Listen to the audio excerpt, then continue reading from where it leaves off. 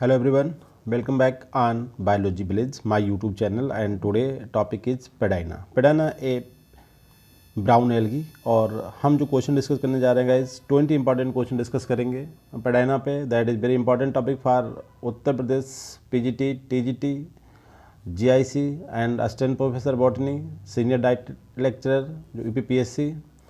इसके अलावा Uttar Pradesh higher education assistant professor botany के सिलेबस में एल्गी के सेक्शन से ये टॉपिक है गाइस।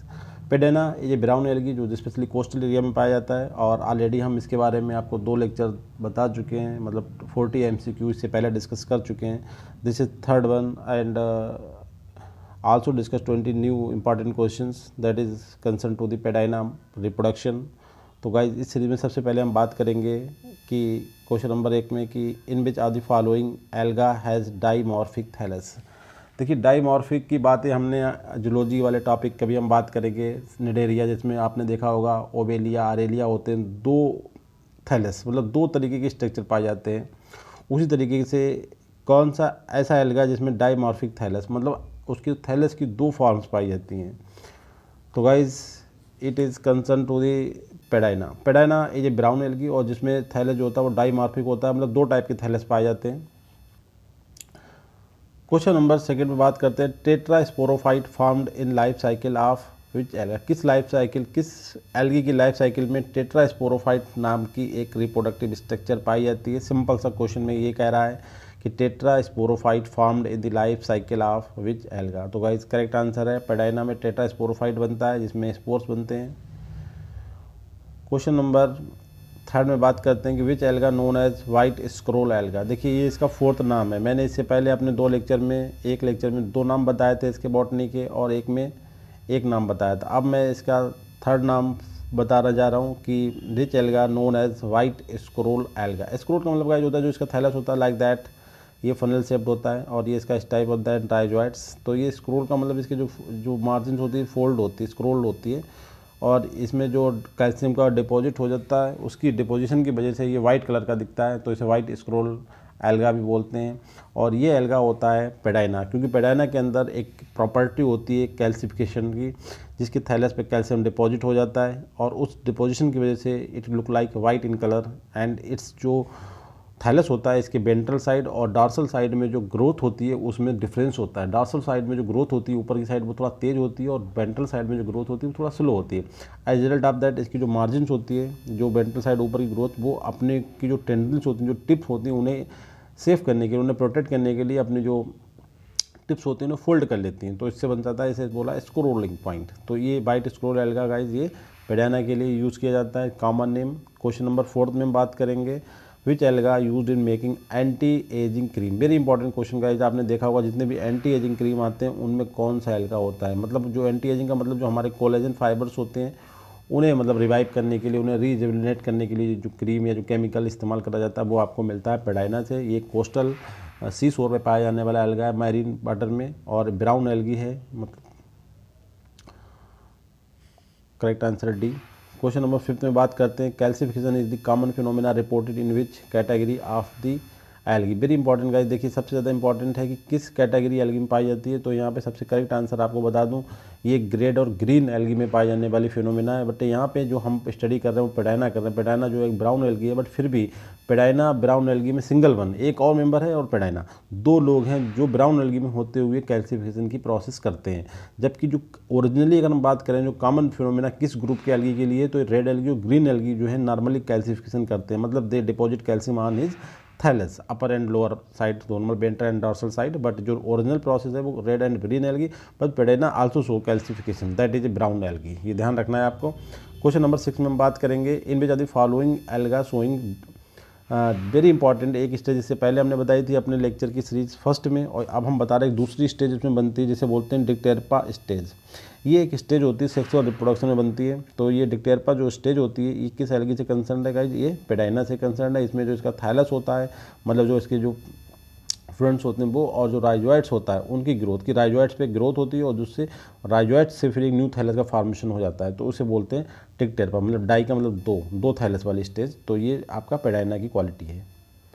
क्वेश्चन नंबर 6 में बात करते हैं पेडेना की स्पीसीज़ के बारे में क्वेश्चन है। पेडेना बोरेना इज ए, क्योंकि इसकी जो स्पीसीज़ हैं पहले गाइस सुने इसके बारे में। स्पीसीज जो हम स्टडी कर रहे हैं वो जीनस करते हैं पेडेना। पेडेना की बहुत सारी स्पीसीज, लगभग 30 स्पीसीज हैं, all confined to the coastal sea source and उसमें जो कुछ मोनेसिस भी है, कुछ डायसिस भी। तो अगर हम पेडेना की बात करें तो मोनेसिस भी है, डायसिस भी है। कुछ मेंबर्स डायसिस हैं, कुछ मोनेसिस, मतलब कुछ में जो सेक्सुअल रिप्रोडक्शन के जो ऑर्गन्स होते हैं उनमें 2 पाए जाते हैं, मेल एक प्लांट स्पीसीज में, फीमेल दूसरे में। कुछ ऐसे एल्गी जिनमें एक ही स्पीसीज में दोनों, एक ही मतलब प्लांट बॉडी पे दोनों टाइप के ऑर्गन पाए जाते हैं, मेल भी ऑर्गन और फीमेल ऑर्गन, ठीक है, उन्हें मोनेसिस बोलते हैं। तो यहाँ पे जो पेडेना बोरेना है इसके बारे में अगर हम बात करें तो ये किस तरीके का एल्गी है, तो गाइस तो ये जो है डायसिस एल्गी है, मतलब इसमें एक मेल और एक फीमेल, मतलब एक पे मेल ऑर्गन पाए जाएंगे, दूसरे फीमेल, ये डायसिस का कॉन्सेप्ट है। मोनेसिस में कॉन्सेप्ट होता है कि दोनों ही सेक्स ऑर्गन एक ही प्लांट में पाए जाते हैं, तो उसे मोनेसिस बोलते हैं। बट पेडेना बोरेना जो है गाइस एक डायसिस स्पीसीज है पेडेना की।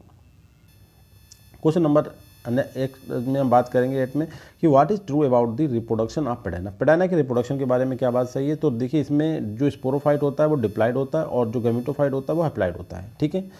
उसके बाद जो लाइफ साइकिल का पैटर्न है वो आइसोमॉर्फिक डिप्लोहैप्लॉन्टिक लाइफ साइकिल पाई जाती है। ये बिल्कुल सही है सभी स्टेटमेंट। 2 तरीके की 3 स्टेज स्ट्रक्चर है, स्पोरेंजिया बनती हैं, एंथ्रेडिया बनती हैं, उगोनिया बनती हैं, और इसमें मेल और फीमेल गैमेटोफाइट एक साथ बनते हैं, ठीक है। और जो स्पोर्स होते हैं वो डिप्लॉइड फेज, मतलब जो स्पोरोफाइट होता है वो डिप्लॉइड फेज को रिप्रेजेंट करता है, क्योंकि एल्गी क्या गाइस थैलोफाइटा है। थैलोफाइटा में जो मेन प्लांट बॉडी होती है वो आपकी होती है गैमेटोफाइट। तो गैमेटोफाइट प्रोड्यूस करती है आपके स्पोर्स और स्पोरोफाइट प्रोड्यूस करते हैं गैमीट्स, ठीक है, ये ध्यान रखना है। अल्टरनेटिव होता है, तो जो स्पोरोफाइट होता है, जो सेकंड बॉडी होती है, जो हिडन बॉडी होती है, दिखाई नहीं देती, वो होती है डिप्लॉइड, और जो दिखाई देती बॉडी वो होती है आपकी गैमेटोफाइट, और वो हैप्लॉइड रिप्रेजेंट करती है खुद को। और जो लाइफ साइकिल होती है वो डिप्लोहैप्लॉन्टिक होती है, क्योंकि डिप्लॉइड जो आपके जो स्पोर्स बनते हैं उनसे हैप्लॉइड गैमेटोफाइट बनते हैं, तो इसे लाइफ साइकिल हो गई आपकी डिप्लोहैप्लॉन्टिक लाइफ साइकिल। चूँकि जो स्पोर्स होते हैं वो सिमिलर इन मार्फोलॉजी, तो इन्हें आइसोमॉर्फिक बोलते हैं। तो इस तरीके से ये कंप्लीट जो स्टेटमेंट है वो आइसोमॉर्फिक डिप्लोहैप्लॉन्टिक लाइफ साइकिल भी पाई जाती है। तो करेक्ट आंसर आपका होता है डी। क्वेश्चन नंबर 8 में बात करते हैं डाइमॉर्फिक एल्गा। देखिए बिल्कुल बहुत इंपॉर्टेंट, फिर से सिंगल पूछ लिया, तो अभी हम बात कर चुके हैं डाइमॉर्फिक एल्गा पे। तो डाइमॉर्फिक एल्गा कौन सा होता है गाइस, आपका पेडेना होता है।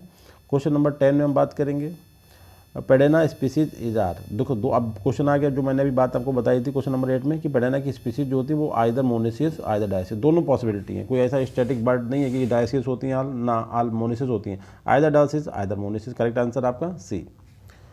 क्वेश्चन नंबर 11 में हम बात करेंगे in which the following term is used for the large haploid tetraspores produced by the meiosis in the tetrasporangia develop on the sporophyte। Very important question है कि जो स्पोर्स की कंडीशंस है वो उसे क्या बोला जाता है, कि कौन सा टर्म यूज करेंगे, लार्ज हैप्लॉइड टेट्रास्पोर्स जो मेयोसिस के थ्रू प्रोड्यूस किए जाते हैं टेट्रास्पोरेंजिया में। टेट्रास्पोरेंजिया कहाँ डेवलप होती है, स्पोरोफाइट पे।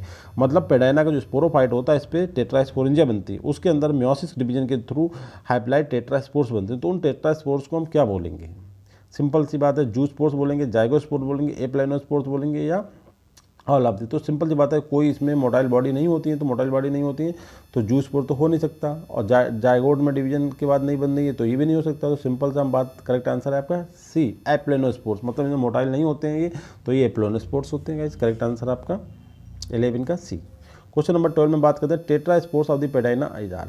जो टेट्रास्पोर्स होते हैं पेडाइना के वो क्या होते हैं, देखो सिंपल भाई क्वेश्चन हम दोबारा पूछते हैं, उन्हें एप्लाइनोस्पोर्स होते हैं वो। क्वेश्चन नंबर 13 में बात करते हैं गैमेटोफाइट ऑफ द पेडाइना, जो कि gametophyte of the brown alga Padina में भी जो पेडाइना का गैमेटोफाइट है वो क्या है, मोनेसिस है, डायसिस है, बोथ है, नन ऑफ द अबव। तो आपको बता चुका हूँ कि जो आपका गैमेटोफाइट है, गैमेटोफाइट का मतलब होता है, गैमेटोफाइट में क्या बनते हैं आपके स्पोर्स बनते हैं। स्पोर्स कैसे होते हैं, एक हैप्लॉइड होते हैं। अब बात आती है कि इसमें गैमेटोफाइट में जो डिवीजन होता है माइटोसिस और मेयोसिस होता है, उस पर डिपेंड करेगा कि वो कैसे होते हैं। गैमेटोफाइट मतलब मेन प्लांट बॉडी, और मेन प्लांट बॉडी जो होती है मतलब स्पीसीज का रिप्रेजेंटेशन होता है कि जो मेन प्लांट है पेडाइना का वो कैसा होता है। सिंपल सी बात है, ये बता चुकी कि आइदर स्पीसीज, तो गैमेटोफाइट तो दोनों स्पीसीज में होगा, मतलब कि मेन प्लांट बॉडी है दोनों स्पीसीज में है, तो ये दोनों तरीके का हो सकता है आपका। करेक्ट आंसर आपका गाइस सी होगा, कि मोनेसिस भी पॉसिबिलिटी और डायसिस भी पॉसिबिलिटी, कि स्पीसीज कुछ डायसिस भी हैं कुछ मोनेसिस भी हैं। तो इसी पॉइंट ऑफ व्यू पे हम कह सकते हैं जो गैमेटोफाइट है, मतलब जो मेन प्लांट बॉडी जो स्पीसीज है वो डायसिस भी और मोनेसिस भी है। Correct answer C. Question number 14 में बात करते हैं in Padina indusium surround the which reproductive structure. एक इंड्यूसियम होता है, देखिए इसमें स्पोरेंजिया भी होती हैं, इसमें आपकी ओगोनिया भी होती हैं, एंथ्रेडिया भी होती हैं, और इन स्ट्रक्चर को कवर करने के लिए एक स्ट्रक्चर्स होती है जिसे हम बोलते हैं इंड्यूसियम। आपने सुना होगा इंड्यूसियम जो होता है प्रोडक्टिव स्ट्रक्चर होता है जो रिप्रोडक्टिव बॉडीज को कवर करता है, मतलब उन्हें मैकेनिकल शॉक से बताता है। तो स्पेशली जो इंड्यूसियम होता है वो किसे कवर करता है, स्पोरेंजिया को कवर करता है, ओगोनिया को मतलब प्रोडक्शन प्रोवाइड करता है, एंथ्रेडिया को प्रोवाइड करता है। तो करेक्ट आंसर आपका होता है ये केवल स्पोरेंजिया को प्रोडक्शन प्रोवाइड करता है, ना कि ओगोनिया और एंथ्रेडिया को। करेक्ट आंसर आपका ए।